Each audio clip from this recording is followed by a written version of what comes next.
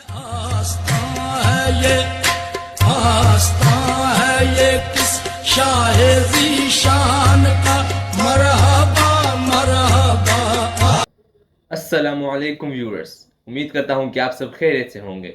Friends, آج ہم بات کرنے والے ہیں سندھ کے ایک مشہور ہستی جن کا مزار کراچی کے سندھ میں واقع ہے، جہاں پر لوگ پاکستان کے مختلف علاقوں سے حاضری لگانے آتے ہیں۔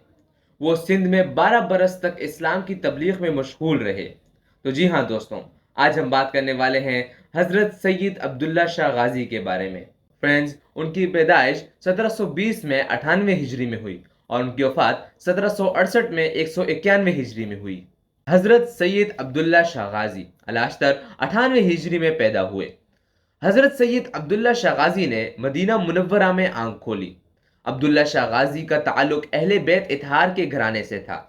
آپ کے والد صاحب کا نام حضرت سید محمد نفس زکیہ تھا، جو کہ حضرت حسین رضی اللہ عنہ کے پوتے تھے۔ حضرت سید عبداللہ شاہ غازی حسن حسینی سید ہیں۔ آپ کا سلسلہ نسب 5ویں پشت میں حضرت علی رضی اللہ عنہ سے ملتا ہے۔ آپ کی تعلیم و تربیت آپ کے والد صاحب کے زیر سایہ مدینہ منورہ میں ہی ہوئی۔ آپ علم حدیث میں ماہر تھے۔ آپ میں علم کے جوہر موجود تھے۔ آپ نے اپنے علم کی روشنیوں سے کئی لوگوں کو منور کیا۔ آپ سندھ میں 12 برس تک اسلام کی تبلیغ میں مشغول رہے اور مقامی آبادی کے سینکڑوں لوگوں کو اسلام سے مشرف کیا۔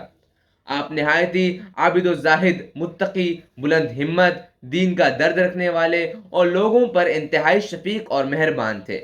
آپ کا شمار تابعین یا تبع تابعین میں ہوتا ہے۔ آپ کے اخلاق کریمانہ سے بہت سے لوگ متاثر ہو کر دائرہ اسلام میں داخل ہوئے۔ حضرت سید عبداللہ شاہ غازی سندھ میں داخل ہونے والے پہلے سادات گھرانے سے بزرگ و مبلغ تھے۔